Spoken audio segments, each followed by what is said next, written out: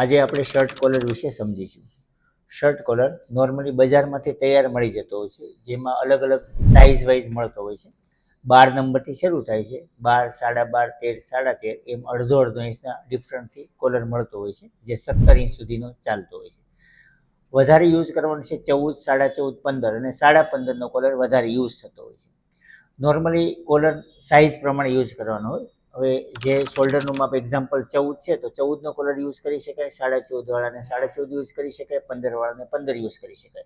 એવી રીતે શોલ્ડરની સાઇઝ પ્રમાણે પણ તમે કોલરને યુઝ કરી શકો છો. કોલર તૈયાર મળે છે પણ બનાવવાનો સૌથી હાર્ડ હોય છે. તો આ કોલર આજે કેવી રીતે આપણે સિલાઈ કામ કરીશું અને કેવી રીતે બનાવે એ આજે શીખીશું. અને આના પછીના વિડીયોમાં ટ્રાય કરીશ કે આને આપણે કટિંગ કેવી રીતે કરી શકાય, કેનવાસમાં એ શીખવીશ. તો ચાલો આજે સિલાઈ કેવી રીતે થાય કોલરની એ હું આપને શીખવું છું. હવે આ જે કોલર છે ને આપણે ચિપકાવો છે પ્રેસ વડે, તો એને ચિપકાવતા પહેલાં એનું એક કામ કરવાનું હોય છે કે આપણે આ જે કોલર છે બજારમાં તૈયાર મળે જે આ ટાઈપનો જોઈન્ટ જ આવતો હોય છે, તેને આપણે પહેલાં તો વચ્ચેથી ફોલ્ડ કરવાનું છે આવી રીતે. અને ફોલ્ડ કરીને જે વચ્ચેનો ભાગ આવે છે અહીંયા ત્યાં આપણે નાનો એવો કટ લગાવવાનો.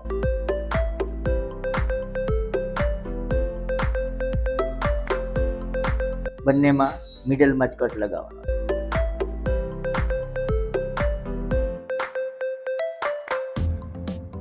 હવે આ બેને આપણે અલગ કરી દેવાના છે. જે જોઈન્ટ છે ત્યાંથી કટ કરી લેવાના છે.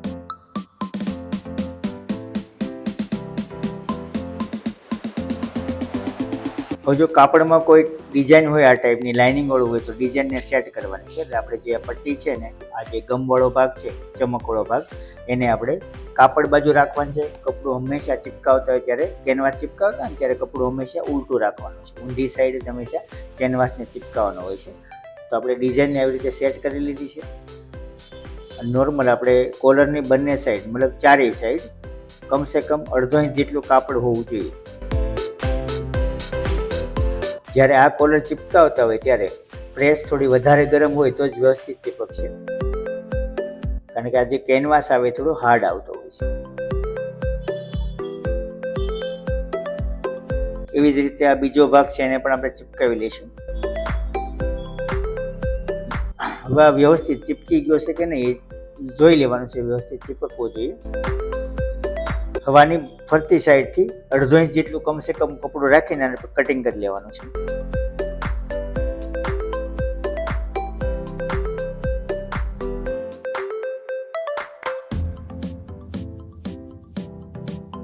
હવે જે આ કોલર છે ને આમાં આપણે કટ જે બાજુ લગાવેલો છે એ બાજુ બિલકુલ કપડું રાખવાનું નથી, એકદમ કાપી નાખવાનું છે.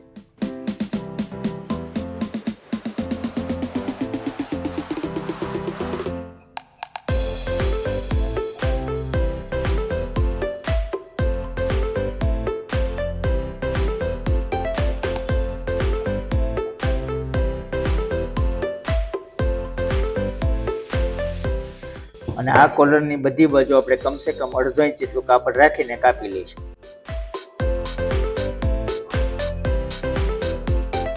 હવે આ જે કોલર છે એ બરાબર આપણે બીજું કપડું કાપી લેવાનું છે. આ કોલર જ્યારે કપડા ઉપર રાખીએ ત્યારે સીધું સીધું સામસામું હોવું જોઈએ. નીચેનું કાપડ સીધું રાખવાનું છે આવી રીતે એમ સામસામું રાખીને. એમાં કોઈ ડિઝાઇન સેટ કરવાની જરૂર નથી, ગમે તેમ રાખી શકાય. અને જો મેઇન કપડું આપણી પાસે ન હોય તો અસ્તરનું કાપડ પણ ચાલે નીચે રાખવા માટે.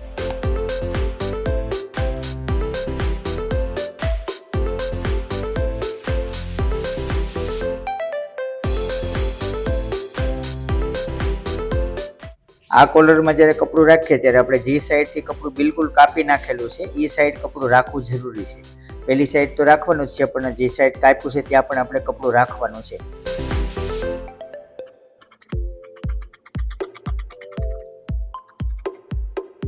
હવે આપણે મશીન ઉપર જઈને આ કોલરની સિલાઈ કેવી રીતે થાય એ શીખીશું.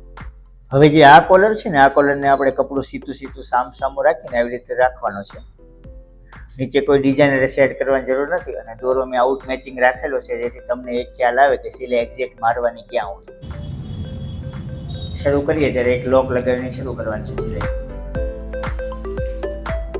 અને કેનવાસને એકદમ નીચે સિલાઈ લગાવવાની છે. એકદમ પોઈન્ટ ઉપર જ્યારે આવીએ ત્યારે એક્ઝેક્ટ પોઈન્ટ ઉપર આવી જાય ત્યારે સોયને ઉતારવાની છે. ત્યાંથી આપણે ઘુમાવી દેવાની. જ્યારે આપણે પોઈન્ટ ઉપર ઘુમાવીએ ને ત્યારે સોય હંમેશા અંદર હોવી જોઈએ. એકદમ સ્લો મશીન ચલાવવાનું છે, સિલાઈ થોડીક નાની રાખવાની છે જેનાથી ફિનિશિંગ સારું આવે, અને છેલ્લે પૂરું કરી ત્યારે બ્લોક લગાવી દેવાનો છે. હવે જે એક્સ્ટ્રા કપડું છે એને થોડુંક રાખીને આપણે કટિંગ કરી લેવાનું છે.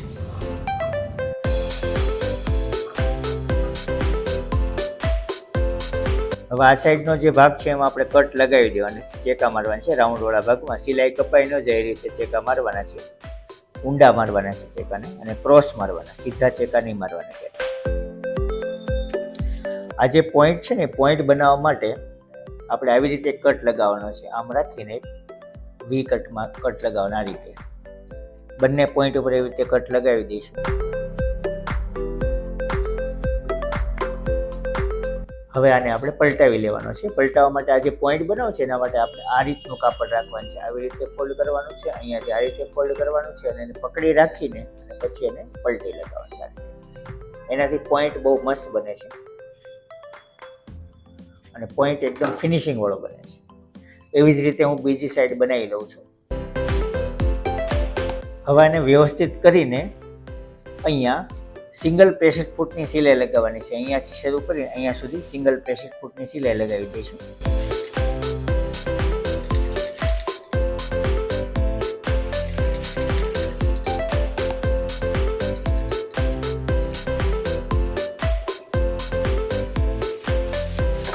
હજી આ સાઈડનો ભાગ જે ઓપન છે એ ભાગને પણ આપણે પેક કરી દેવાનો છે. સિલાઈ થોડીક ધાર બાજુ રાખવાની છે, સિલાઈ લગાવી દેવાની છે.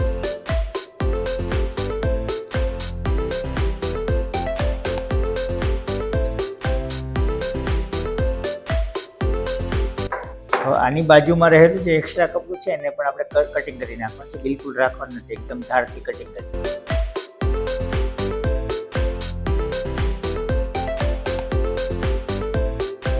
હવે આની મિડલમાં એક આપણે કટ લગાવી દઈશું, નાનો એવો કટ લગાવવાનો છે.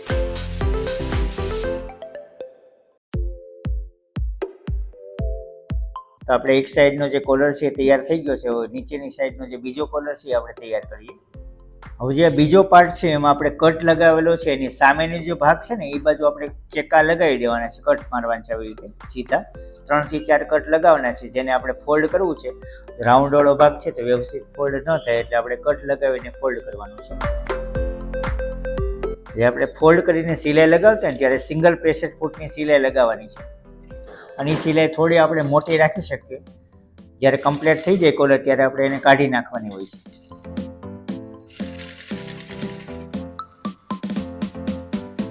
હવે જે એક્સ્ટ્રા કપડું છે એને આપણે કટ કરી લઈશું.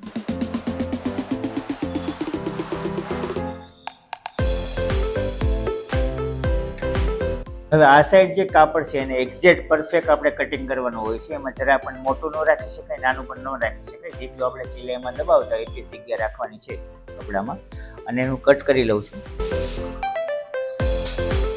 સિંગલ પ્રેશર ફૂટની જે સિલાઈ, સાપની સિલાઈ જેને આપણે કહીએ છીએ, સિંગલ પ્રેશર ફૂટની સિલાઈમાં જાય એટલું જ કપડું રાખવાનું છે. આનાથી આપણે વધારે રાખીએ તો પણ નહીં ચાલે, અને ઓછું રાખીએ તો પણ નહીં ચાલે. અને થોડું ધ્યાનથી કટિંગ કરવાનું છે.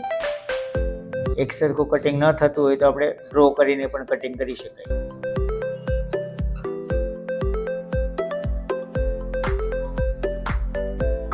આનો પણ આપણે જે કટ લાગેલો છે ને આપણે નાનો કટ પાછો મારી દઈશું મિડલમાં કાપડમાં, એકદમ નાનો બારીક કટ લગાવવાનો છે. હવે જે આ કોલર આપણે બની ગયેલો છે એ કોલરને આપણે સીધો રાખવાનો છે, એના ઉપર આપણે આ ભાગને લગાવવાનો છે. અને લગાવીએ ત્યારે એકદમ ચેકે ચેકો એક્ઝેક્ટ મળવો જોઈએ. આ કટ એકદમ મળેલો હોવો જોઈએ. વ્યવસ્થિત પહેલાં મેળવી લેવાનો છે, પછી અહીંયાથી ધાર મેળવીને આને માપી લેવાનું છે વ્યવસ્થિત આમ. ઓકે, અને અહીંયાથી સ્ટાર્ટ કરવાની છે સિલાઈ.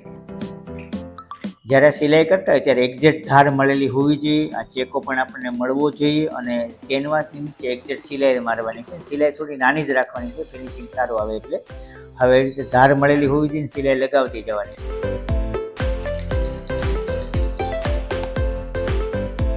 આ જે કાપડ છે ને આ કાપડને પણ આપણે સીધું રાખવાનું છે, અને એની ઉપર આપણે આવી રીતે લગાવવાનું છે કોલર. આવી રીતે રાખવાનું છે, બધી બાજુ થોડું કપડું રહે એનું ધ્યાન રાખવાનું છે. અને હવેની સિલાઈ જે સ્ટાર્ટ કરીશું એ સિલાઈ આપણે અહીંયાથી સ્ટાર્ટ કરવાની છે. અહીંયા કેનવાસની એકદમ નજીક.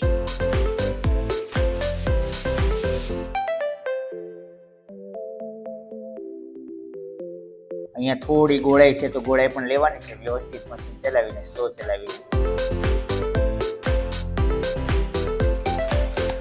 હવે એક્ઝેક્ટ આપણે જે આગળ સિલાઈ લગાવેલી છે એની ઉપર સિલાઈ મારતી જવાની છે.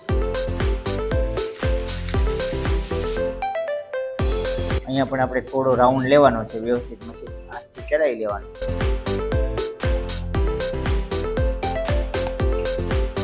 અને છેલ્લે પણ એક લોક લગાવી દેવાનો છે જેનાથી સિલાઈ ત્યાંથી ખુલી ન જાય. હવે જે એક્સ્ટ્રા કપડું છે આપણે કાપી લેવાનું છે. આ નીચેનું જે એક્સ્ટ્રા વધારાનું કાપડ છે ને કટિંગ કરીને હવે આને આપણે પલટાવી લેવાનો છે. આમાં ક્યાંય કટ લગાવવાની જરૂર નથી, નોર્મલી આ એમને પલટી જતો હોય છે.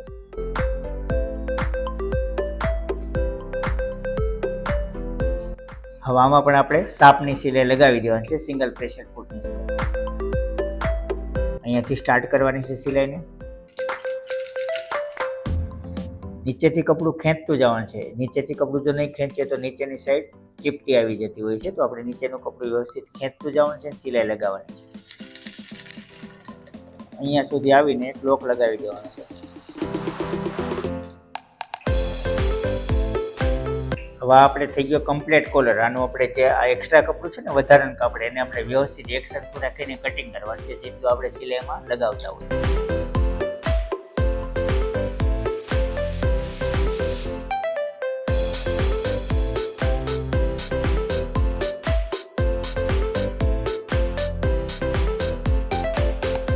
હવે આને આપણે મિડલમાં એક કટ લગાવવાનો છે, ફોલ્ડ કરી દેવાનું છે અને વ્યવસ્થિત એક કટ લગાવવાનો છે. જે નાનો એવો કટ હોવો જોઈએ, બહુ મોટો કટ નથી લગાવવાનો, કારણ કે જ્યારે આપણે શર્ટમાં કે કોઈ કુર્તીમાં આપણે કોલર ચડાવીએ ત્યારે મિડલ કટ મળવો જોઈએ અને કોલર વધઘટ થવો ન જોઈએ.